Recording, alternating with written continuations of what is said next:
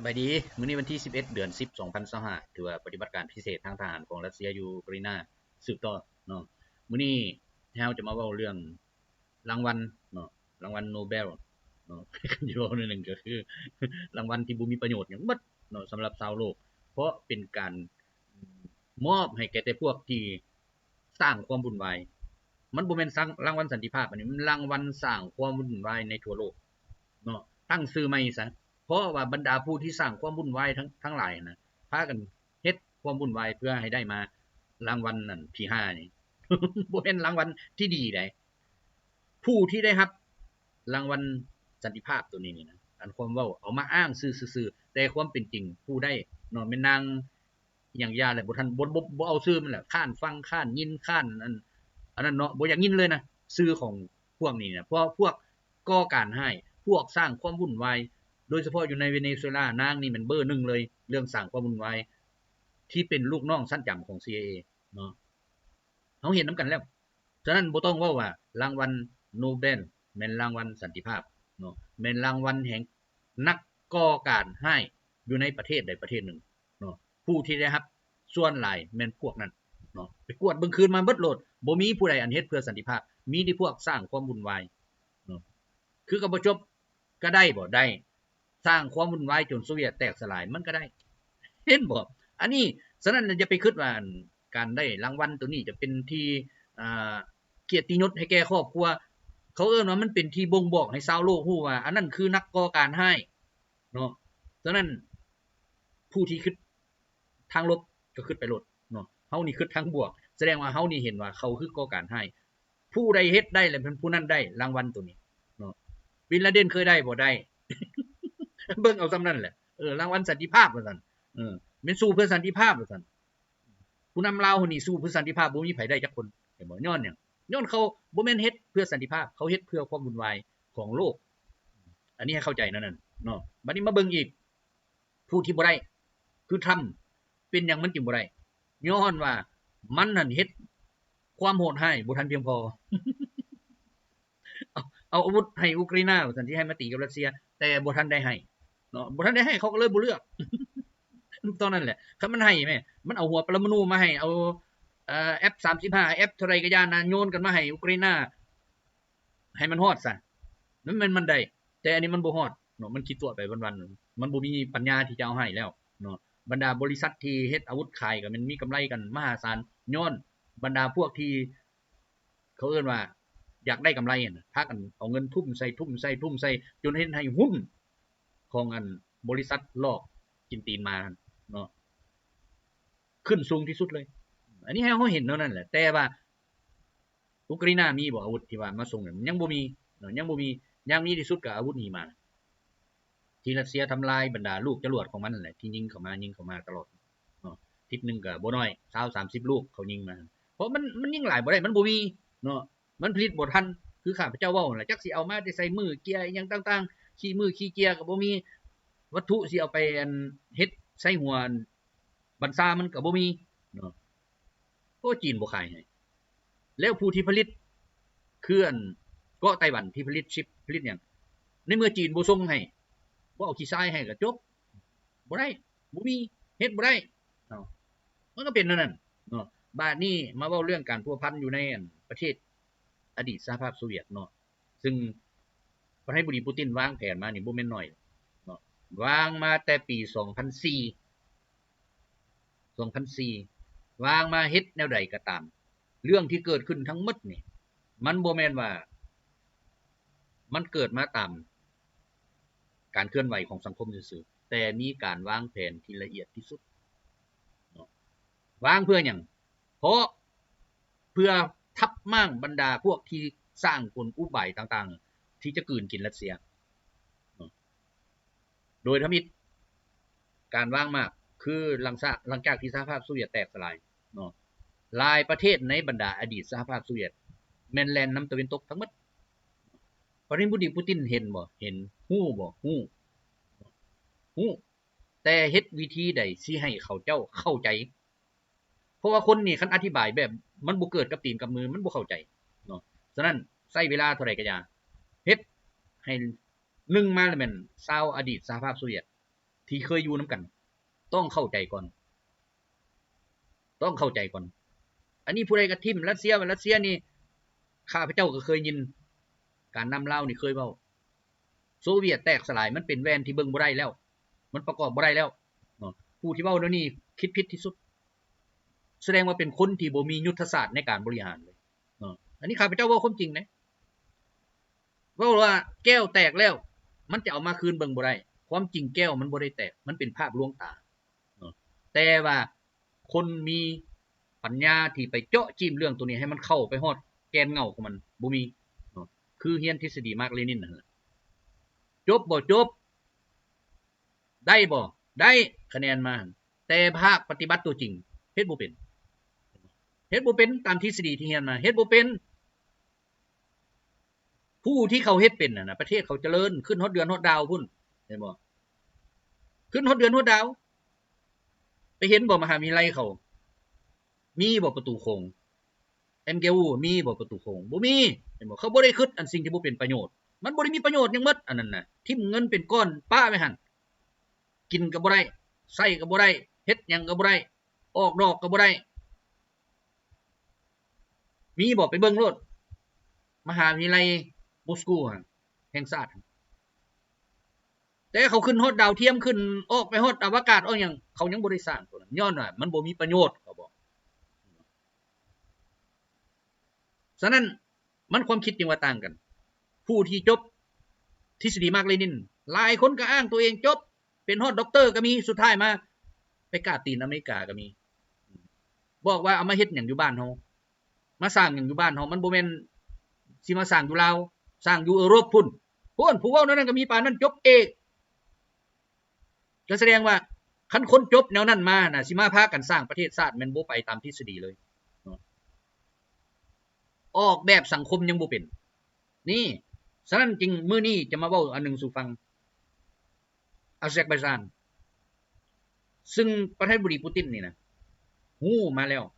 ว่าอาเซร์ไบจานนี่นะขาดรัสเซียแม่นบ่ได้เนาะขาดบ่ได้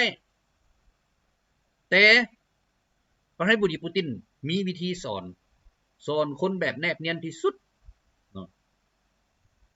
แต่สมัยรุ่นพ่อพุ่นแหละเนาะก่อนสิตายมาบอกประธานาธิบดีปูตินพ่อของอาลีเยฟเนี่ยเนาะก็ชื่ออาลีเยฟคือกัน นามสกุลมาบอกว่าจงช่วยอาเซร์ไบจานบ่ให้แตกคอกเห็นบ่บ่ให้แตกคอกออกจากอดีตสหภาพโซเวียตฉะนั้นประธานาธิบดีก็รับปากประธานาธิบดีปูตินรับปากบอกว่าค่อยจะพยายามเพราะว่าพวกเฮาแม่นสายเลือดเดียวกันแล้วคนรัสเซียอยู่อาเซร์ไบจานก็เต็มคนอาเซร์ไบจานมาอยู่รัสเซียก็เต็มเห็นบ่แต่การสร้างการพัฒนาน่ะประธานาธิบดีปูตินบอกอาลียะผู้นุ่มนี่แหละผู้อยู่คู่มือนี่แหละเจ้าต้องไปตามตัวนี้เห็นบ่1ถ้าเจ้าบ่ปราบการซ่อโกงอยู่ในประเทศเจ้าเฮ็ดหยังบ่ได้หลังจากขึ้นตำแหน่งนะฉะนั้นเจ้าต้องปราบอาลีเยฟก็มาเบิ่งคืนว่าแล้วประธานาธิบดีปูตินเฮ็ดแนวใดก็ไม่เฮ็ดตามจนว่าประเทศของตนเองเจริญมีการค้าขายโดยอาศัยดินแดนรัสเซียน่ะเนาะผ่านนั่นแหละ 60% ประเทศมีรายได้เพิ่นจากตะวันตกจำนวนหลวงหลายคิดเบิ่งว่ามื้อนึงสร้างรายรับ $2,000 ล้านบ่ได้แม่นน้อยเด้บ่ได้แม่นน้อยฉะนั้นแน่นอนว่าบรรดาพวกตะวันตกยุแย่บาดนึงยุแย่ให้ผิดกับรัสเซียเพราะว่าฮู้แล้วว่าคันอาเซอร์ไบจานนี่อยู่กับรัสเซียมันเจริญแน่นอนคันเจริญแล้วเป็นอะไรเขาก็บ่สนใจตะวันตกฉะนั้นเขาพากันยุเขาในที่สุดเริ่มเสือเนาะเริ่มเสือหันได้บัดนี้หันหัวเด้เขาเอิ้นว่าเป็นผู้ทรยศเนาะทางรัสเซียบอกเอิ้นเป็นผู้ทรยศแต่ประธานาธิบดีปูตินบอกว่าอย่าให้เขาฮู้นำหลังเพื่อเขาจะได้จดจำไปตลอดชีวิตเขาคอยเฮ็ดไปเนาะบาดนี้เป็นหยังจึงเว้านั่นเพราะว่าอาเซอร์ไบจานยังมาผิดพลาดกับอาร์เมนีเรื่องดินดอนตอนหญ้าเนาะ ซึ่งรัสเซียก็พยายามเฮ็ดแนวใดบ่ให้เขาเจ้าผิดกันฉะนั้นเรื่องตัวนี้เนาะจะเว้าสู่ฟังว่าหลายคนคิดว่าอาลีเยฟลิ้นเกมชนะปูตินในความเป็นจริงคิดผิดเนาะวันที่25เดือน12 2024เนาะรัสเซียยิงต่อต้านยบคเนาะของฝ่ายกงกันข้ามถือว่าพัดไปถึกยนต์ของสายการบินอาเซอร์ไบจานเนาะซึ่งในเบื้องต้นอาเซอร์ไบจานก็ออกมาแล้วได้เนาะตามการบอกเล่าของตะวันตกเฮ็ดแนวใดก็อย่าให้รัสเซียนี่ยอมรับชดเชยค่าเสียหายทั้งหมดเนาะซึ่งในเวลาที่ถูกยิงนั้นน่ะตอนนี้บุรีปูตินโทรหาทันทีเนาะแสดงความเสียใจแต่อาลีเยฟอยากอ้างตัวเองเนาะอยากอ้างตัวเองทั้งที่เข้าการช่วยเหลือทั้งหมดแม่นรัสเซียเข้าไปช่วยเหลือและขนย้ายอย่างต่างๆหมดเนาะประกอบแล้วก็ให้คณะกรรมการตรวจสอบเข้าไปแต่อาลีเยฟบ่ยอมจักบ่เพราะอยากให้สากลรับรู้อิทธิพลของตัวเองซึ่งประธานาธิบดีปูตินอ่านออกเลยเนาะอ่านออกเลยก็บอกว่าบ่เป็นหยังเนาะเขาอยากเฮ็ดให้เขาเฮ็ดไปโลดเฮ็ดไปโลดเขาฮักสิเจอนี่ประธานาธิบดีปูตินวางมากไว้เรียบร้อยแล้ววางไว้ก่อนอีกเป็น10 ปีแล้วซึ่งมันมาถึงเหตุการณ์แนวนี้แน่นอนเนาะอาลีเยฟบ่ฮู้ก็พยายามเฮ็ดแนวใดอยากเอิ้นว่าอยากเฮ็ดให้ปูตินเสียหน้าเนาะแต่ประธานาธิบดีปูตินฮู้ดีฉะนั้นประธานาธิบดีปูตินจึงว่าเอาทหารรักษาสันติภาพเข้าไปอาร์เมนีเนาะสายพูนกระบักนั่นแหละที่เป็นปัญหากันประธานาธิบดีปูตินฮู้บ่ก็ฮู้แน่นอนเนาะบอกว่ามันจะเกิดเหตุปะทะก็ฮู้แล้วเอาระบบปกป้องน่านฟ้าเก่าๆน่ะไปไว้อยู่หั่นเพื่อเฮ็ดแนวใดเพื่อให้อาลีเยฟนี่นะเอาของตุรกีเอาของหยังต่างๆเข้ามาทำลายเพื่อให้เห็นว่ารัสเซียอ่อนแออันนี้มากนึงแหละเนาะในการเฮ็ดที่ว่าคืออ่อนแอนี่แหละเฮ็ดให้อาลีเยฟขึ้นมือขึ้นเกียร์อยากใส่กำลังบุกก็บุกอยากเฮ็ดหยังก็เฮ็ดอยากโจมตีก็โจมตีเห็นบ่แต่ผู้ทำอิฐที่จะเฮ็ดให้อาซักไบจานนี่เปลี่ยนแปลงคือไผคือตุรกีเพราะในหั่นประธานาธิบดีปูตินวางคนของตัวเองอยู่ในตุรกีจำนวนหลายเกือบว่า5คนที่ปรึกษาของเอร์โดกันนี่นะแม่นคนของรัสเซียของปูตินอันนี้ให้เห็นนํกันนะเนาะฉะนั้นประธานาธิบดีปูตินนี่ว่าเฮ็ดแนวใดก็เฮ็ดเพื่ออยากรักษาหน้าของอาซักไบจานและเพื่อบ่ให้ประชาชนอาซักไบจานน่ะนะเกลียดชังรัสเซียฉะนั้นต้องเอาเป้าหมายคือเอาการนำมันให้การนำมันเสียหน้าให้การนำมันมีปัญหาจึงคอยมานั่นนํหลังเนาะส่วนฝ่ายอาลีเยฟนี่หลังจากได้ทาได้ตะวันตกสนับสนุนยังไงเนี่ยเนาะก็คิดว่าตุรกีก็จะเป็นผู้หนึ่งที่จะเข้ามาสนับสนุนตัวเองให้มันได้เนาะแต่ในที่สุดตุรกีออกมาบอกค่อยจะบ่เฮ็ดหยังทั้งหมดถ้าเจ้าไปเกาะผิดกับรัสเซียค่อยบ่สนับสนุนเจ้าอีก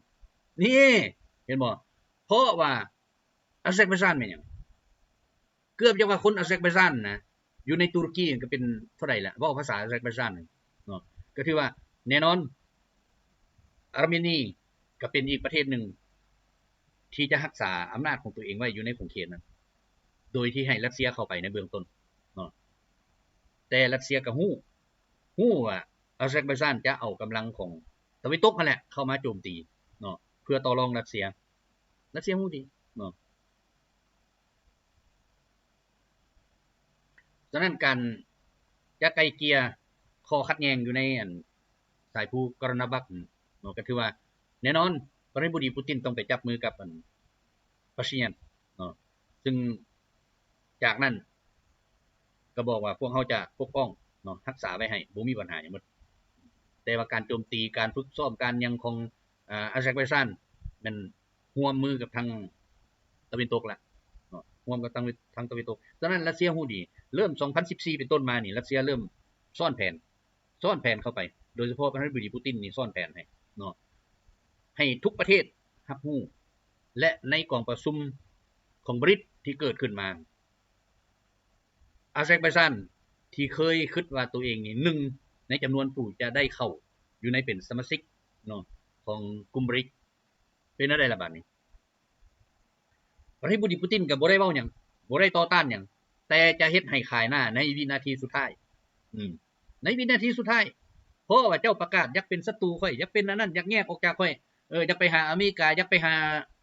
ฝรั่งอังกฤษแต่ประธานาธิบดีปูตินบ่บอกคือตัวไกลว่าคันมึงอยากไปแล้วมึงเซ็นสัญญาบอกว่าตัดความสัมพันธ์กับรัสเซียให้ 100% เลยจึงไปแต่อันนี้รัสเซียบ่บอกปล่อยให้เฮ็ดก่อนเพราะยังบ่เจอส่วนตัวไกเย็บหันเจอมาแล้วถูกรัฐประหารคันสิเว้าแล้วยังบ่ทันสำเร็จถูกมาแล้วคันบ่มีรัสเซียเข้าช่วยก็ถือว่าจบตัวกาเย็บนี่ฮู้ว่าจะอาจจะเป็นคือซัดดัมฮุสเซนอาจจะเป็นคืออันนั้นลีบีมันสิเป็นนั้นฉะนั้นเขาก็ฮู้แต่เขาเว้ากันบ่ได้บรรดาประเทศที่แยกออกนี่เขาเว้ากันบ่ได้การร่วมมือด้านเศรษฐกิจของเขาน้อยแต่ว่ากับรัสเซียมันหลายฉะนั้นรัสเซียจึงบอกว่าบ่เป็นหยังอาลีเยฟยังเฮ็ดหยังให้มันเฮ็ดไปโลดให้เฮ็ดไปโลดฮอดนาทีสุดท้ายกองประชุมบริกทั้งนี้ก็ยื่นเข้าไปเรียบร้อยแล้วยื่นเข้าไปแล้วพอเป็นสมาชิกแต่ประเทศอื่นบ่เอานี่เขาบอกว่าบ่เอาเฮ็ดให้เขาเอิ้นว่าเสียหน้าเสียตาทั้งที่ตัวเองก็ว่าประเทศที่เข้มแข็งมีเศรษฐกิจเพราะว่าอย่างเศรษฐกิจทั้งหมดมันขึ้นกับรัสเซีย60%ฉะนั้นเจ้าสิไปดึงเอาตัวอื่นมาเว้ามันเอามาบ่ได้แล้วประธานาธิบดีปูตินก็เตือนแล้วเตือนอีกฉะนั้นบอกว่างานนี้เจ้าเข้าบ่ได้บ่ทันรับเงื่อนไขเจ้าบ่เพียงพอจบบ่มีประเทศใดสิกล้าครับนี่ตุรกีที่ว่าอยู่ฝ่ายตรงข้ามอยู่กับ NATO อยู่กับหยังก็ยังได้เข้ามาร่วมประชุมเฮ็ดให้อาเซอร์ไบจานนี่อายบัดนี้เพราะว่าตุรกีเห็นเด้นี่ผู้เดียวนี่นะเว้าความเดียวนะเจ้าก็บ่ได้เข้าเป็นสมาชิกแล้วบ่ได้เป็นสมาชิกแล้วบรรดานักข่าวบรรดายังไปถามได้บัดนี้เหตุผลนี้นั้นจังได๋ได้บ่ตุกาเย็บบอกว่าอาลีเย็บนี่ผิดพลาดอีกอาลีเย็บ2อาทิตย์บ่ออกจากเงินบ่ออกมาให้สัมภาษณ์ข่าวบ่ออกมาหยังหมดเลยเครียดแฮง หรืออาจจะไปคิดว่าเฮาเฮ็ดผิดหยัง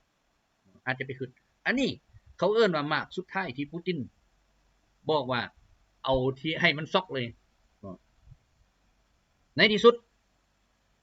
อาลีเย็บไปประกาศร่วมมือกับอเมริกาประกาศร่วมมือกับบรรดายุโรปแต่คิดบ่ว่าตัวเองจะไปได้การประเสริญหน้ากับรัสเซียนะประกาศยึดสายภูกรณาบักก็ถือว่าประเสริญหน้าแล้วแต่ว่ารัสเซียก็บ่เป็นหยังคันมันอยากเอาให้มันเอาถอนแถวถอนแต่ว่าในหั่นคือการวางมากอีกบาทนึงเข้าไปให้อาลีเย็บนี่เอิ้นว่าฮึกเหิมขึ้นอีกฮึกเหิมฉะนั้นรัสเซียประธานาธิบดีปูตินฮู้แล้วว่าจะเอาคนทรยศให้มันคืนมาได้หน่อยได้เพราะเดี๋ยวนี้เป็นคนทรยศแล้วคนทรยศฉะนั้นประธานาธิบดีปูตินจริงล่ะเริ่มจับบรรดาเครือข่ายของอาเซอร์ไบจานที่อยู่ในรัสเซียเริ่มจับถือว่าการปฏิบัติการต่างๆ2021 2024นี่มันถือว่าเริ่ม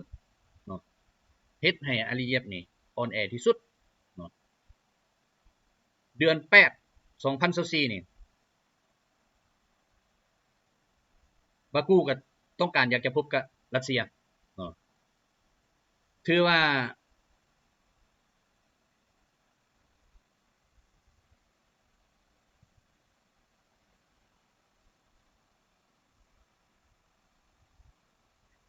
การพบปะกันนี่นะ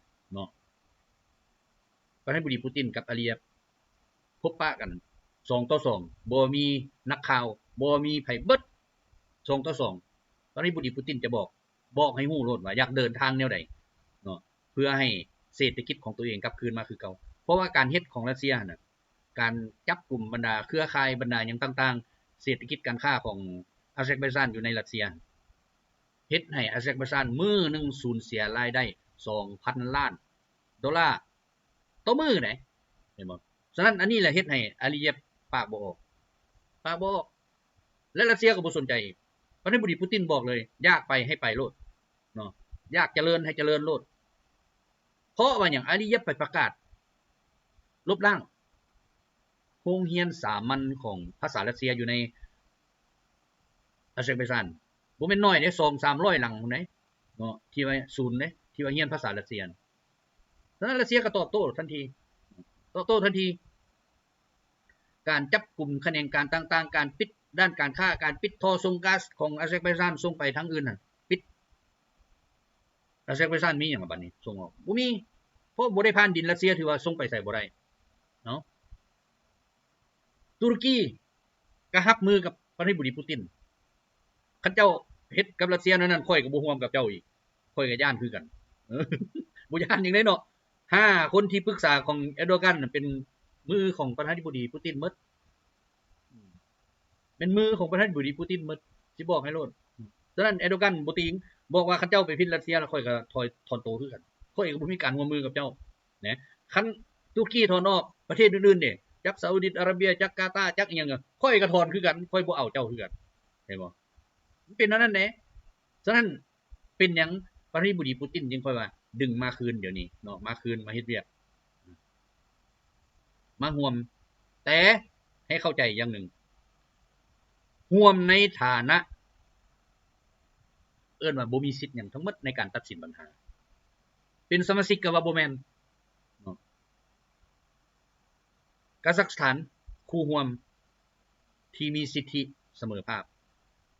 ตาจิกิสถานคู่ร่วมที่มีสิทธิเสมอภาคอุซเบกิสถานถือว่าทุกประเทศเนี่ยมีสิทธิเสมอภาคนอกจากอาเซอร์ไบจานบ่มีสิทธิ์หยังหมดเลยเจ้าอยากร่วมค่าน้ำข่อยเจ้าต้องฟังความข่อยเท่านั้นเอิ้นว่าน้องล่าเนาะที่เข้ามาภายใต้กฎระเบียบของรัสเซียนี่ถือว่านี่แหละการสั่งสอนผู้ที่ทรยศฉะนั้นบรรดาประเทศอื่นๆที่เห็นเดี๋ยวนี้อ้าวบ่ได้คันเห็นอันนั้นเห็นบ่เข้าไปแล้วบ่มีสิทธิ์หยังเอาของเจ้า 60% มันขึ้นกับข่อยฉะนั้นข่อยเว้าหยังเจ้าต้องฟังข่อยเดี๋ยวนี้นี่เห็นบ่อาลีเยฟจึงค่อยว่าเฮ็ดหยังก็เฮ็ดพยายามสุดขีดเลยบ่ให้ผิดใจประธานาธิบดีปูตินทุกการพบปะที่จะเว้าเรื่องอาเซอร์ไบจานเดี๋ยวนี้ประธานาธิบดีปูตินบอกว่าต้องเปิดเผยเบิดเพราะประธานาธิบดีปูตินจะบอกความจริงให้พวกอดีตสหภาพโซเวียตฮู้การกระทำที่เป็นการทรยศผลได้รับสิเป็นอะไรให้ฮู้เลยก็ถือว่าเดี๋ยวนี้อาเซอร์ไบจานนะเข้ามาร่วมมือในเศรษฐกิจของกลุ่มบริกหรือว่ากลุ่มอย่างต่างๆต้องอยู่ภายใต้การชี้นำของรัสเซียเท่านั้นอยากจะเปิดบริษัทส่งออกอย่างต่างๆมีสาขาต้องภายใต้การชี้นำของรัสเซียต้องแจ้งหมดทุกอย่างรัสเซียบ่อนุญาตถือว่าเคลื่อนไหวเองบ่ได้สิไปเซ็นกับอเมริกาก็อย่าเซ็นกับแคนาดาก็อย่าเซ็นกับไผก็อย่าต้องผ่านรัสเซียทั้งหมดเห็นแล้วบ่ในที่สุดผู้พ่อหั่นบอกแล้วว่าลูกกูนี่มันสิบ่เป็นคนมันสิขายชาติฉะนั้นประธานาธิบดีปูตินจึงรักษาไว้ให้ย้อนว่าหน้าพ่อนะเนาะที่ว่าเฮ็ดแท้ทำจริงนะจึงรักษาลูกชายผู้นี้ไว้โดยที่บ่เฮ็ดหยังให้อาเซอร์ไบจานแต่บอกว่าทุกอย่างที่เจ้าจะเฮ็ดต้องอยู่กับข่อยถ้าบ่อยู่กับข่อยแล้วมันสิเป็นแบบอุกราอินารัสเซียบ่อยากเฮ็ดนี่แหละเขาเอิ้นว่าการวางมากของประธานาธิบดีปูตินนะเพิ่นเว้าแล้วเพิ่นวางแล้วเพิ่นเฮ็ดไปแล้วถ้าหากบ่เฮ็ดตามเจอปัญหามันนี่เห็นบ่ถูกเททันทีซ้ำบ่พอน่ะเสียงของอาลีเยฟเดี๋ยวนี้เหลือแต่ 26% ที่สนับสนุนเนาะ 74% นั่นน่ะบอกว่ามีแต่ร่วมมือกับรัสเซียเท่านั้นพวกเฮาจึงจะอยู่ได้เอามันล่มไปหมดเด้คันบ่ร่วมเนาะปลูกพืชมักเล่นโดยเฉพาะนี่ส่งไปไสก็ส่งไปรัสเซียบัดนี้อาเซอร์ไบจานนี่ปลูกเล่นนี่เขาปลูกหลายเศรษฐกิจก๊าซผลิตออกมาส่งไปไสก็ส่งมาทอรัสเซียน้ำมันนี่ผลิตออกมาไปไสก็มาหารัสเซียคันบ่มานี่บ่มีตลาดฉะนั้นประธานาธิบดีจึงปูตินจึงบอกว่าทุกอย่างขึ้นกับข่อยบ่อนุญาตเจ้าเฮ็ดหยังบ่ได้เจ้าพัวพันได้แต่บ่มีสิทธิ์ว่าโอ้ข่อยจะขายอันนั้นขายอันนี้ออกต่อไปบ่มีเพราะทุกอย่างมันผ่านข่อยอยู่แล้วอันนี้เว้าให้ฟังเท่านั้นฉะนั้นเดี๋ยวนี้การประชุมอย่างต่างๆด้านเศรษฐกิจอาเซอร์ไบจานจึงขอแนวใดก็อย่าขอเนาะเพราะว่าเดี๋ยวนี้บ่มีสิทธิ์เท่าเทียมหมู่แล้วถึงรัสเซียบีบว่าบ่มีสิทธิ์เท่าเทียมบ่มีสิทธิ์ตัดสินปัญหาบ่มีสิทธิ์หยังหมดอยู่ในอันการค้าขายอเมริกาช่วยได้บ่ ทำก็บอกเลยคันไปผิดกับรัสเซียเลยเศร้าเลยกูก็บ่สนอีกแล้วเห็นบ่จ้างเข้าไปพบถ้ำมันหมดเงิน2ล้านดอลลาร์เพื่อที่ได้ไปนั่งร่วมถ่ายรูปกับอาร์เมนีหั่นเนาะปาชิญันหั่นในที่สุดเป็นจังได๋เดี๋ยวนี้ยังปาชิญันนี้เนาะก็ยังอยู่ในขั้นตอนที่ประธานาธิบดีปูตินวางมากไว้อยู่แล้วถ้าเบิ่งต่อไปโลดเนาะการแข่งข้อใส่รัสเซียบ่มีผลดีหยังหมดแล้วเดี๋ยวนี้บรรดาประเทศอยู่อาเซียกลางนี่ก็ถือว่ายอมรับหลายประเทศเมื่อก่อนเอาฐานทัพอเมริกาเอายังเข้ามาสุดท้ายรัสเซียบอกว่าไล่มันหนีโลดคำบ่ไล่หนีเจ้ากับข่อยบ่ต้องล้มกันอีกเห็นบ่ตาซิกก็เคี่ยวเอาหนีอุซเบกก็เคี่ยวเอาหนีไล่หนีเลยบ่มีบ่อนอยู่บัดนี้มีบ่อนอยู่อเมริกาในคงเขตนั้นถือว่าหมดเลยรัสเซียกวมหมดเลยนี่เขาเอิ้นว่าบทเรียนที่ยิ่งใหญ่ยังบ่พอเท่านั้นเดี๋ยวนี้แผนต่อไปของประธานาธิบดีปูตินใส่บรรดาประเทศอดีตสหภาพโซเวียตยังมีอีกเนาะเดี๋ยวนี้ประชาชนเขาน่ะซ้ำผลการยังประชามติในตอนสิ้นแยกสหภาพโซเวียตอยากมาซ้ำนั่นแหละเนาะตอนนั้นท่านผู้ที่อยากรักษาสหภาพโซเวียตในการลงประชามติประเทศใดหลายกว่าหมู่ใช่บ่หลายกว่าหมู่เบิดนอกจากรัสเซียเอง รัสเซียเองนี่แยกออกหมู่เลยเห็นบ่เพราะเขาคันในเมื่อเจ้าบ่อยากอยู่ค่อยก็บ่ให้เจ้าอยู่เลยก็แล้วอันนี้คือการเฮ็ดแนวใดก็เฮ็ดเนาะผู้นำรุ่นก่อนเขาบอกแล้วว่าพวกเฮานี่แตกกันอยู่แต่ว่าแตกเพื่อตบตาชาวตะวันตกชาวตะวันตกยังบ่ฮู้เดี๋ยวนี้ว่าคิดว่าอันนั้นคือผลงานเอกของเขาที่มั่งสหภาพโซเวียตได้ในความเป็นจริงแล้วเขามั่งยังบ่ได้เลยเห็นบ่มั่งยังบ่ได้เพราะคือละครตบตาชาติตะวันตกชาติตะวันตกคิดว่ารัสเซียนี่อ่อนแอพากันเฮ็ดบุกบ่ฟังความรัสเซียเตือนแล้วเตือนอีกเตือนแล้วเตือนอีกแต่ทั้งนี้เริ่มเอิ้นว่าปรับปรุงการทหารปรับปรุงเทคโนโลยีปรับปรุงทุกอย่างให้มันขึ้นอยู่ในขั้นที่ว่าต่อก่อนกับชาติตะวันตกได้เนาะเสื่อมสัมพันธ์กับจีนเสื่อมสัมพันธ์กับบรรดาประเทศน้อยๆไปสร้างฐานทัพให้เขาสร้างอุตสาหกรรมให้เขาคือเกาหลีเหนือจนกลายเป็นมหาอำนาจที่น้อยๆเนาะที่อเมริกาแตะบ่ได้เลยเดี๋ยวนี้ฉะนั้นลูกน้องมันที่อยู่ข้างๆอยู่ทางใต้นะตีงบ่ได้แม้แต่ฐานทัพอเมริกาอยู่อันเกาะกวมมันก็เฮ็ดหยังบ่ได้คำเว้าคำเดียวของอันผู้นำเกาหลีเหนือเฮ็ดให้อเมริกาสะทกสะท้านทันทีเลยนี่แหละสิ่งที่รัสเซียสร้างไว้เพราะว่ารัสเซียเชื่อใจที่สุดคือเกาหลีเหนือปี2000ประธานาธิบดีปูตินไปเยี่ยมยามเกาหลีเหนือเรียกร้องว่าประเทศเฮาบ่มีหยังสร้างให้พวกเฮาได้บ่10ปี20ปีให้มันมีเทคโนโลยีมีความก้าวหน้ามีความเจริญมีความเข้มแข็งมีความมั่งมีเฮ็ดได้บ่ประธานาธิบดีปูตินรับปากเฮ็ดให้ได้ถ้าพวกเจ้าพร้อมใจกันถ้าพวกเจ้าเชื่อมั่นพวกเฮานี่ดื่มน้ำสาบานก็ได้เห็นบ่เขาก็เฮ็ดเกาหลีเหนือบอกว่าซั่นเฮาบ่เปลี่ยนแปลงเฮาพร้อมถึงจะถูกปิดล้อมจากฝากตะวันตก 100% เฮาก็พร้อมถ้าว่ารัสเซียช่วยเหลือเฮาสุดท้ายมาเป็นอะไรเดี๋ยวนี้เกาหลีเหนือสามารถเฮ็ดลูกศรเฮ็ดอีหยังต่างๆระบบโทรคมนาคมขึ้นดาวทอกดาวเทียมได้เบิดเห็นบ่ผู้นำเฮาไปเขาก็รับต้นยิ่งใหญ่อีหลีเห็นบ่นี่แหละเขาเอิ้นว่าแสดงความให้เห็นว่าความสามัคคีของประชาชนในชาติเขาทุกข์บ่เขาบ่ได้ทุกข์แต่เขาบ่มีคนหังซื่อๆเนาะเฮ็ดให้ชาติขึ้นนิยมนี่น่ะเข้าไปบ่ได้อยากไปเอาโครงการใดก็บ่ได้รัฐบาลบอกว่าค่อยเฮ็ดเองเบิดค่อยบ่สนใจพวกเจ้าคันมีเงินเอามาค่อยยืมค่อยให้เปอร์เซ็นต์แต่คันพวกเจ้าสิเข้ามาคุมมันน่ะค่อยบ่รับทุกการสร้างการสาค่อยบ่รับค่อยสร้างเองค่อยเฮ็ดเองค่อยมีปัญญา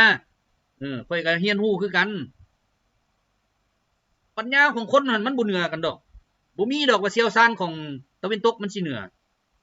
ข้าพเจ้าเคยเฮ็ดเวียกมานำแล้วเคยเว้าสู่ฟังแล้วหลายเทื่อแล้วเขาส่งเชี่ยวชาญมาหั่นกินเงินซื่อๆเงินโครงการหั่นเอามูลค่าโครงการบ่ฮอดแสนแต่กำหนด6เดือนมันหั่นกินเงินเดือนหั่นน่ะหลายกว่าเงินโครงการหั่นเดือนนึงส่ง10,000เหรียญโครงการหั่น 100,000 มันเฮ็ด6เดือนมันได้เงินเดือน120,000 โครงการ 100,000แต่บัดสุดท้ายมาเรียนเอาความรู้นำเฮาเบิดมันบ่ฮู้หยังเลยเป็นเซียวซานมันฮู้แต่ทฤษฎีมันเว้าทฤษฎีเก่งบัดมาเฮ็ดตัวจริงอิเล็กโทรดแม่นหยังอ้าวกูเดียวว่ามึงเป็นเซียวซานมึงอธิบายกูติมันก็ยอมนี่สุดท้ายมันแล่นน้ำก้นจับอันใดไปก็อันนี้ว่าอิเล็กโทรด ตัวเองก็บ่จักแนวสิว่าเนาะโอ้มึงก็โง่ปานนั้นเนาะปานนั้นรัฐบาลลาวว่าเซียวซานเอกมันบ่ฮู้หยังเลยนี่ติดตั้งแนวใดให้มันก็เอาแนวนั้นมึงเฮ็ดแนวใดกูรับเบิดมันว่าแหน่ในที่สุดออกปากมันมึงยังเฮ็ดหยังให้กูมึงเฮ็ดโลดมีแต่ว่าเวลาเปิดเวลาปิดมันได้ตามตัวนี้ล่ะพอนี่มันบ่ฮู้หยังสุดท้ายมาเอาเจียมาจดได้อ่านเลคเชอร์ให้มันโจทย์อันนี้มันอันนี้อันนี้อันนี้อันต้องใช้เครื่องตัวนี้ต้องเฮ็ดแนวนี้สร้างแนวนี้ต่อแนวนี้วงจรมันไปแนวนี้นี่ระดับเชี่ยวชาญว่าซั่นซึ่งลาวเฮาก็ว่าคันผู้นี้บ่รับแล้วมันบ่ได้มันก็บ่รับแท้คันผู้เฮ็ดบ่เป็นนะแต่เฮาประเทศเหนือมันก็จำเป็นมันก็ได้มานั่งฟังบัดนี้ อันนั้นแหละเห็นบ่ฉะนั้นแหละเกาหลีเหนือจึงบอกเลยมึงเอาเงินมาให้กูเฮ็ดเองคันมึงบ่ให้เงินก็มึงบ่ต้องมาลมไปโลดคนกูมีวิชาการกูมีเก่งบ่เก่งเรื่องของกูเฮ็ดรับใช้ประชาชนกูสุดท้ายมาเป็นจังได๋ตำรวจบ่กล้าเข้าไปเพราะว่าบ่ได้ไปอยู่ใกล้บ่ได้ไปตัวบ่ได้เข้าไปวานความเว้าความหวานหยังต่างๆหั่นว่าประเทศเจ้านี่บ่มีประชาธิปไตยประเทศเจ้านี่อำมหิตมันบ่ดีบ่เท่าทุนนิยมแล้วเป็นหยังประชาชนเขาบ่ลุกฮือก็ย้อนหยังย้อนเขาเชื่อมันเขาเห็นกับตาแล้วว่าประเทศเขามันบ่ทุกข์ลูกหลาน 2-3 คนอยู่ผู้ดอยพุ่นมีรถไปรับไปส่งมาโรงเรียนเอาสร้างให้เลย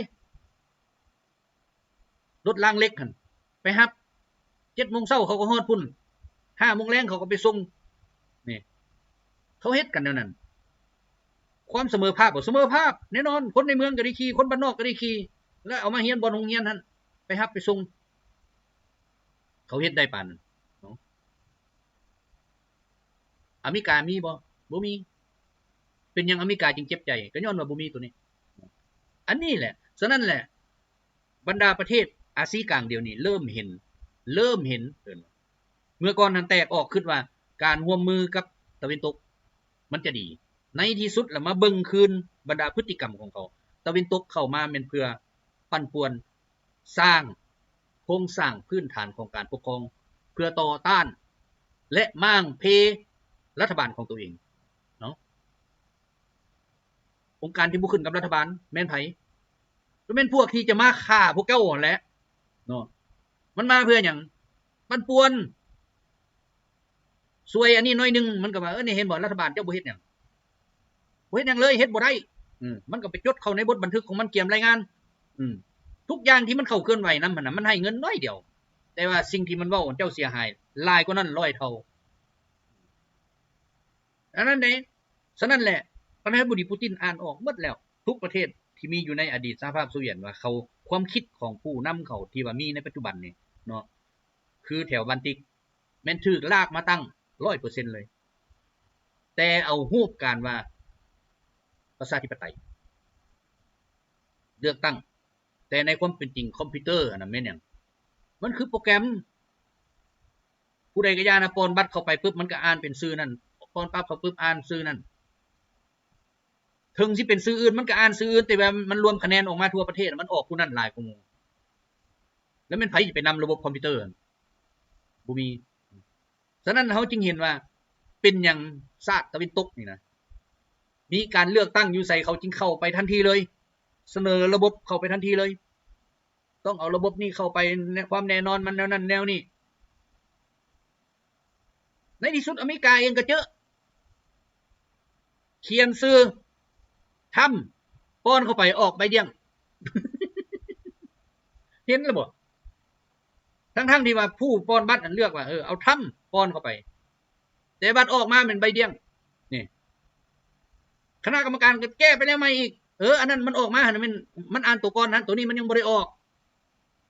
เฮ็ดมาก็เสื้อไปอีกนี่แหละระบบที่แน่นอนมันเป็นระบบขี้ตัวทั้งหมดเห็นบ่ฉะนั้นมาฮอดมื้อนี้ ชาติต่างๆที่เคยอยู่ในอดีตสหภาพโซเวียตเห็นแล้วถ้าบ่ร่วมมือรัสเซียมันจบฉะนั้นอาเซอร์ไบจานจึงว่าหันทิศเลยหลังจากที่ไปพบถ้ำมาพบถ้ำมันขอห้องอย่างมันบ่ปฏิเสธแต่มันบอกว่าเจ้าต้องเฮ็ดอันนี้เฮ็ดอันนี้เฮ็ดอันนี้ได้ซะก่อนค่อยจึงสิให้บัดนี้มาฟังเบื้องที่ประธานาธิบดีปูตินเว้าเพิ่นเว้ามาถูกเนาะเจ้าต้องฮู้ไว้โลดว่าเจ้าสิได้อันนี้เจ้าต้องได้เฮ็ดอันนี้ผู้นำเขาก็คิดในบัดนี้เนาะอาลีเยฟคิดแม่นล่ะสิ่งประธานาธิบดีปูตินเว้านี่ถูกบ่ก็บ่ถูกแนวใดก็ของมันเหตุการณ์จริงแนวนั้นและยังอีกไปทางหน้า10ปีนี่ประธานาธิบดีปูตินวางไว้แล้วอีกถ้าเจ้าบ่เข้าถ้าเจ้ามีการเปลี่ยนแปลงมันหักสิเห็นเนาะฉะนั้นแหละการวางมากนี่นะยังอีก10ปีข้างหน้านี่บ่ได้มีไผฮู้นำเลยบ่ได้มีไผฮู้นำเลยเป็นหยังจริงวางได้ก็ย้อนว่าแผนทั้งหมดที่เฮ็ดคณะรัฐบาลคณะการนำของรัสเซียเห็นดีเห็นพร้อมกันหมดต้องเฮ็ดแนวนี้มันบ่คือกับระบบตะวันตกมีแต่เฮ็ดในการเลือกตั้งเท่านั้นแหละคันเลือกตั้งแล้วเฮ็ดบ่ได้ก็เปลี่ยนผู้ใหม่ฉะนั้นมันบ่มียุทธศาสตร์บ่มียุทธบายบ่มีแผนพัฒนาเฮ็ดไปตามมีตามเกิดผู้นี้ขึ้นมาเอาบริษัทค่าอาวุธนี่ให้มันได้เงินหลายๆก่อนเพื่อกูสิมีรายได้นำฝ่ายค้านก็คัดค้านจนเอางบประมาณมาสร้างประเทศบ่ได้ปิดประเทศ ปิดประเทศมันเป็นจังได๋บัดนี้เอ้าคนที่เคยได้รับเงินเดือนอยู่นี่นะ 4-5 หมื่นดอลลาร์นี่นะบ่ได้บาดนี้มันก็สิไปเฮ็ดเวียกว่ามันก็บ่ไปเนาะคันบ่ไปเป็นจังได๋สายการบินหยังต่างๆปิดสะดวกบ่เดี๋ยวนี้ชีวิตการเป็นอยู่ในอเมริกาสะดวกบ่ถ้าเบิ่งโลดปิดประเทศไปนี่จัก5เดือนนี่จังเบิ่งโลดพวกเขามีเงินเขาบ่ย้านดอกเขาซื้อมาแต่ว่าผู้ที่ผลิตขายนี่มันก็บ่มีละผู้ซื้อการนำใช้บริการต่างๆของรัฐบาลก็บ่มีคันบ่มีบรรดาบริษัทที่เปิดเพื่อนำใช้รับใช้รัฐบาลก็ปิดตัวเป็นแถวเลยบ่มีรายได้สิเอาเงินใส่มาเลี้ยงลูกน้องอันนี้แหละจึงบอกว่าสมองเฮ็ดมามันคิดได้แต่กินกับนอนมันบ่ได้คิดเพื่ออนาคตของตัวมันเองบ่แม่นเพื่อชาติอีกเนาะแล้วมันสิว่ามากู้ชาติยังบ่ทันเด็กน้อยไปกินขี้ก็ยังบ่ทันหมาเนาะเป็นอันนั้นเลย เอาบัดนี้อันนี้มาเว้าเรื่องคนถามหลายคนว่าเป็นหยังอาเซอร์ไบจานจึงคืนมาก็ขอเว้าให้ฟังซำนั้นเนาะเว้าไปหลายก็บ่ได้เพราะว่าเดี๋ยวนี้ทุกอย่างมันเข้าอยู่ในแผนของประธานาธิบดีปูตินหมดแล้วผู้ใดสิออกจากแล้วตัวนั้นประธานาธิบดีปูตินปล่อยบ่ปล่อยแต่ว่าเบิ่งไปอีกเพราะผู้ที่จะเฮ็ดนำประธานาธิบดีปูตินได้ก็คือเฮ็ดนำคนที่ประธานาธิบดีปูตินวางไว้หั่นแหละส่งผู้ใดไปเจ้าก็ต้องเฮ็ดนำผู้นั้นเจ้าสิไปเองเฮ็ดเองเครือข่ายเจ้าเองแล้วเขาสิเชื่อได้เพราะว่า CIA มันเคลื่อนเต็มเนาะคันเจ้าไปเองเฮ็ดเองไปแบบสุมปุ้ยประธานาธิบดีปูตินว่าอันนั้นพวก CIA เด้อย่าไปร่วมมันอย่าสิไปเฮ็ดนำมันอย่าไปล้มมันล้มกับนายมันเฮาล้มแต่ว่าบ้านมันมาเฮ็ดมันเอาพวก CIA มาเฮ็ดกับเฮาฉะนั้นบ่ต้องร่วมมือมันพวกนั้นเนาะจบ ก็ถือว่าประเทศใดอยากร่วมมือกับเขาก็ต้องได้ฟังความเขาได้เฮ็ดตามคนเขาเนาะเพราะเขาวางให้หมดแล้วมีไผเขามีมากหมดแล้วเจ้าที่ว่าโอ้อันนี้ต้องเอาของข่อยคนของข่อยเป็นคนเฮ็ดข่อยต้องฟังความข่อยเห็นบ่อาลีเยฟฟังความอาลีเยฟเกือบจิบหายมามื้อนี้ข่าวตะวันตกมันยังโจมตีอยู่เนาะว่าปูตินเสียเปรียบจังซั่นจังซี่ที่ไปรับมาได้ยิงยนต์ประธานาธิบดีปูตินบ่ได้รับว่ายิงยนต์หน่วยงานสืบสวนยังบ่ทันสืบสวนยังบ่ทันมีรายงานหยังหมดเนาะให้เข้าใจนั่นแต่ว่ารัสเซียนี่รับในการปรับปรุงปัวแปลงทุกอย่างเนาะถึงจะบ่ทันได้มีผลรายงานออกมาก็ตามเพราะมันอยู่ในดินแดนค่อยเนาะมันผ่านดินแดนค่อยต้องรับนี่แต่ว่าพวกปั้นข่าวมันปั้นแม้แต่มันทำลายโรงงานน้ำมันรัสเซียทำลายโรงงานน้ำมันมันก็ว่าโรงงานน้ำมันรัสเซียถูกทำลายมันเป็นเท่านั้นพวกนี้เห็นบ่แล้วบรรดาพวกที่เชื่อก็เชื่อเพราะว่าบ่เบิ่งสำนักข่าวอื่นนี่เชื่อแต่สำนักข่าวเดียวก็เชื่อไปโลดบ่มีปัญหาในมือนึงหากที่คิดสวดคำเว้าหรือคำเตือนต่างๆที่มีเนาะ ราะว่าสิ่งที่ข้าพเจ้าเว้าข้าพเจ้าก็ศึกษาคือกันเบิ่งหมดคือกันว่ามันมาในรูปแบบใดไปแนวใดและก็ส่วนหนึ่งก็ได้รับข้อมูลซึ่งเขาส่งให้อันนี้ควรเป็นแนวนี้อันนี้มันจะไปรูปแบบนี้อันนั้นมันจะไปรูปแบบนั้นซึ่งทุกคนเฮาถ้าว่ามีความคิดก็ต้องได้คิดบ่คิดบ่ได้บ่แม่นที่ว่าโอ้คิดแต่ว่าโอ้กูนี่ต้องรวยบักนั้นรวยซะมันกูต้องรวยเหนือมันบักนั้นเฮ็ดเวียกนั้นกูต้องเหนือมันคิดนั้นถือแบบสังคมนั้นมีแต่ข้อขัดแย้งมีแต่ข้อกังขาต่างๆนานาเกิดปัญหาเพราะว่าท่านอยากรวยเฮ็ดหยังเห็นหมู่ค้ายาเสพติดได้ก็อยากไปค้ายาเสพติดโอ้หมอนั้นมันรวยหาวิธีให้มันล่มเฮ็ดแนวใดยัดยามันบ่ยัดการค้าขายเถื่อนให้มันบ่ทั้งๆที่มันบ่เคยคิดมันบ่เคยเฮ็ดยัดเห็นบ่เพื่อที่ได้ยึดทรัพย์มันเพื่อที่ได้อันนั้นมันเอามาปั่นกันเป็นอันนั้นซะนั่นแหละรัสเซียจึงบอกการสร้างอนุชนรุ่นหลังต้องให้มีความคิดทักษะต้องให้ฮู้ประวัติศาสตร์ของชาติต้องให้ฮู้บรรดาผู้ที่มีผลงานผู้ที่มีจิตใจทักษะอย่างแท้จริงเห็นบ่รัสเซียเขาจึงสร้างคนบ้านนี้ได้วีรชนสร้างรูปปั้นให้มันดีบ่ดีก็เอิ้นชื่อบ้านเปลี่ยนชื่อให้เป็นชื่ออันผู้เป็นวีรชนนั่นหรือบ่ก็สร้างถนนที่งามๆไปให้สร้างสวนสาธารณะให้ตั้งชื่อผู้ที่เป็นวีรชนนั่นให้ลูกหลานเขามาเขาก็เพ้อแหละเนาะโอ้เพิ่นเก่งเห็นบ่เพิ่นเฮ็ดเพื่อชาติเพิ่นจนได้ชื่อได้เสียงได้สร้างเพิ่นสร้างสวนสาธารณะให้ได้ชื่อได้เสียงเพิ่นบ้านก็เอกอ้างทะนงใจบ่แน่นอนแต่คันอันใดก็เฮ็ดแล้วแหละเอาชื่อการจะตั้งไปใส่เฮ็ดแล้วเอาชื่ออันนั้นอันนี้ไปใส่แล้วบ่มีชื่อบุคคลที่เฮ็ดนั่นน่ะมันก็ขาดการแข่งขันสังคมนิยมอันนี้แข่งขันสังคมนิยมแหละนี่เห็นบ่ผู้ที่ค้นคิดประดิษฐ์เครื่องได้คืออันสุโคยเนาะเขาก็ใส่สู้ให้มันเลยยนต์หบยนต์หยังก็ยาตุโปเลฟเขาก็ใส่ตู้ให้เลยเห็นบ่ก็ย้อนหยังย้อนเขาคิดย้อนเขาเฮ็ดได้ใส่ชื่อเขากาลาชนิกอฟปืนอากาเนาะอเล็กซานเดอร์กาลาชนิกอฟใส่ให้เลยเอาอากาให้เลยนี่แม่นไผสิบ่ฮู้ล่ะบัดนี้ฉะนั้นการแข่งขันสังคมนิยมมันจึงเกิดขึ้นทุกพื้นที่แข่งขันแล้วบ่แล้วได้ชื่อได้เสียงแล้วเพิ่นยังได้รางวัลที่เพียงพอสำหรับการดำรงชีวิตตลอดชีวิตมีชื่อมีเสียงอีกบางประเทศท่านคือทุนนิยมส่วนหลายคนคิดแล้วหมู่ซื้อเอาได้เงินเสวยสุขแล้วบ่มีชื่อเสียงเห็นบ่บ่มีชื่อเสียงนอกจากตัวเองมีเงินแล้วมาสร้างขึ้นเองเฮ็ดเองไปเองในที่สุดแหละพวกที่มักชื่อเสียงเขาพากันไปอยู่ผู้ใดก็หันไปอยู่รัสเซียอเมริกานี่หันตีตัวออกจากสังคมเปื่อยเนื่อยตัวนั้นหันหน้าไปหารัสเซียแม้แต่ที่ปรึกษาของอดีตประธานาธิบดีอเมริกาไบเดนผู้หญิงผู้หนึ่งก็ยังไปรัสเซียเรายังบอกเลยสิ่งที่มาเห็นนะกับคำโฆษณาที่เขาเว้าอยู่ในชาติตะวันตกตีนปานฟ้ากับดินเขาว่ารัสเซียนี่ซัวซ่าปาเถื่อนในความเป็นจริงรัสเซียนี่ดีเนาะบ่แม่นซ้ายดีไว้บ่ได้ซัวดีเมืองนั่นก็บ่ได้เถื่อนนี่ป่าบ่ได้เถื่อนเนาะแต่เป็นเมืองที่มันงดงามเอ้าทุกคนเลยมาคนอเมริกาหลายคนจนเอาไปลงอยู่ใน TikTok เอาไปลงอยู่ในอันนั้นอันนี้ว่าบ่คิดว่ารัสเซียจะเจริญกว่าเฮาลงไปฮู้รถไฟใต้ดินจนบ่อยากออกความสวยงามวัฒนธรรมทุกสิ่งทุกอย่างถูกประดับอยู่ในหั่นเนาะชื่อเสียงของแต่ละสถานีก็แม่นเอาชื่อเสียงของบรรดาวีรชนมาใส่เขาเฮ็ดนั่นน่ะฉะนั้นแหละคนเขาอเมริกายังบอกเลยว่ากองทหารของอเมริกามีหลวงหลายแต่ทุกคนเฮ็ดเพื่อเงิน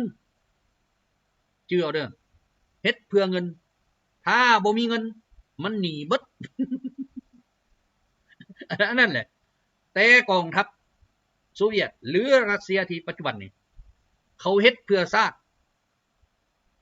ฟังดีๆบ่ได้เพื่อเงินเฮ็ดเพื่อชาติเพื่อความจงรักภักดีต่อประเทศชาติ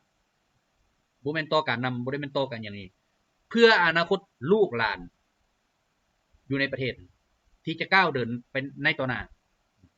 นี่มันต่างกันให้เข้าใจดีๆมันต่างกันฉะนั้นกองทัพอเมริกามันจึงบ่ชนะกองทัพประชาชนลาวกองทัพปลดปล่อยเฮาในเมื่อก่อนเก่งสู้ชนะอเมริกาเว้าได้เต็มปากเลยสู้ชนะอเมริกาทิ่มบ่ม3ล้านต้นใส่ประเทศลาวลาวชนะจนเกือบมาทิ่มปรมาณูใส่6ลูกเกือบแม่ความคิดของคนอเมริกามันบ่ชนะมันจะเอาปรมาณูมาทิ่มใส่เวียดนามเหนือ3ลูกใส่ลาวนี่3ลูกแต่หมอทหารที่ว่ามาประจำอยู่เขตนี่มันบ่เฮ็ดนำซื่อๆมันบอกว่าคันกูเฮ็ดกูตายเพราะเมื่อฮอดอเมริกาเขาก็ฆ่ากูทิ่มคือเก่ามันบ่เฮ็ดคำสั่งมาแล้วมันเลยโทรถามหมู่ครูมันที่เป็นทหารโซเวียตอยู่เวียดนาม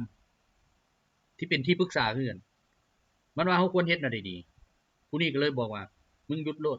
คันมึงเฮ็ดมึงก็บ่มีชีวิตกลับฮอดอเมริกาเขาสินำฆ่ามึง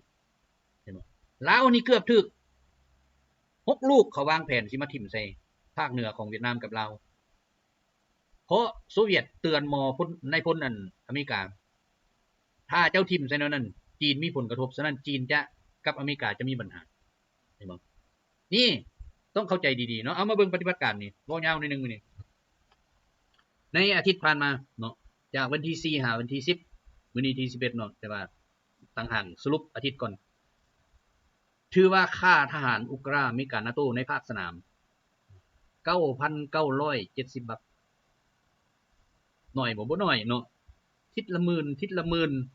โอ้ผลกันมาติเนาะถือว่าทหารภาคเหนือของรัสเซียทำลายไป 1,355 บาททหารภาคตะวันตกฆ่าตายไป 1,575 บาททหารภาคใต้ 1,115 บาทกองทหารภาคกลางฆ่าตายไป 3,120 บาทอันนี้อยู่เขตดอนเนสเนาะกองทหารภาคตะวันออกกับเขตดอนเนสกัน 2,360 บาทถือว่าอยู่ในดอนเนสนี่เป็นสนามรบที่นักเดี๋ยวนี้เนาะกวาดล้างทำลายฐานต่างๆของเขานักตอนนี้เพราะว่าเขตลูกฮั่นถือว่าได้เข้าไปทางภาคเหนือของคาโคฟแล้วตอนนี้เนาะอยู่เขตเนียบเนาะกองทหารเนียบนี่ก็ถือว่าฆ่าตายไป445 บาทอยู่เขตนี้มันยังมีแม่น้ำอยู่เนาะมีแต่ยิงปืนยิงหยังทำลายจุดต่างๆที่ว่าปรากฏเห็นทหารตามยบขเห็นเนาะอันนี้ก็ถือว่าเป็นนั่นในทิศผ่านมาบัดนี้วันที่11ค่าตายไปทั้งหมด 1,495 บาทอยู่หั่นเขตภาคเหนือ165 บาทเขตภาคตะวันตก210 บาทเขตภาคใต้170 บาทและเขตภาคกลาง525 บาทเขตภาคตะวันออก360 บาทแล้วก็เขตเนียบ65 บาทก็ถือว่าเห็นได้นั่นน่ะเนาะและในอาทิตย์ผ่านมานี่ยิงยบขทั้งหมด 1,719 ลำทำลายลูกจรวดหิมะไปทั้งหมด30ลูกเนาะทำลายระเบิดน้ำวิถีเนาะลูกบ่มที่ว่ามันมีหัว GPS หัวอย่างเงินบ่จักน้ำเขาแล้วเนาะเทคนิคการทหารก็ถือว่า18หน่วยทำลายลูกศรไฟยุทธศาสตร์เนาะยิปตุนจำนวน1ลูกอันนี้ถือว่านั้นเนาะในที่ผ่านมาบัดนี้มาสรุปตัวเลขการทำลายพาหนะเทคนิคอย่างต่างๆทั้งหมดนับแต่มื้อปฏิบัติการมาฮอดมื้อวันที่11เดือน10 2025นี่ยิงยนต์รบไปทั้งหมด667ลำทำลายเฮลิคอปเตอร์ไปทั้งหมด283ลำทำลายยนต์บุยคนขับไปทั้งหมด 89,528 ลำทำลายรถลูกศรฐานยิงลูกศร631ชุดทำลายรถตั้งยานก่อสู้รบต่างๆ 25,460 คันทำลายรถยิงจรวดหลายลำกล้องทั้งหมด 1,598 คันทำลายปืนใหญ่ปืนพกในดินทั้งหมด 30,364 ชุดทำลายเทคนิคพิเศษทางทหารและพาหนะขนส่งต่างๆ 43,694 ชุดเนาะถือว่าเป็นนั้นตัวเลขบ่น้อยเนาะเอาไปคูณเป็นเงินก็บ่แม่นน้อยแหละเสียหายยังบ่พอต้องเอาตัวเลขทหารที่ตายไปนี้นะมาคูณเงินเดือนและเงินอย่างต่างๆก็ถือว่าจำนวนหลายมหาศาลเนาะอันนี้ถือว่าการวางแผนของประธานาธิบดีปูตินนับแต่ปี2004จนมาฮอดมื้อนี้ทุกเหตุการณ์ที่เกิดขึ้นนี่เนาะซึ่งลาวเฮาเพิ่นก็วางให้คือกันเนาะก่อนโควิดเพิ่นก็บอกว่าให้ไปสร้างธนาคารซื้อแห่คำเพื่อเอาไปหลอมสมัยนั้นยังบ่คิดว่ามันสิมีการคว่ำบาตรเนาะด้านเงินด้านคำคือเอาไปหลอมแล้วเอาไปเป็นตัวค้ำธนาคารร่วมมือรัสเซียสบายบ่สบายเนาะ แต่ว่าในตอนนั้นมีหนังสือเขียนว่าให้ไปพัวพันกระทรวงการต่างประเทศเขาก็เลยว่าอย่าคันไปพัวพันนั้นก็ถือว่ามันเป็นการเปิดโตให้สากลรับรู้ให้ตะวันตกรับรู้ให้ CIA รับรู้เนาะก็เลยบ่เกิดเรื่อง เอ้าเว้ามาฮอดนี้เนาะขอให้ทุกท่านสบายดี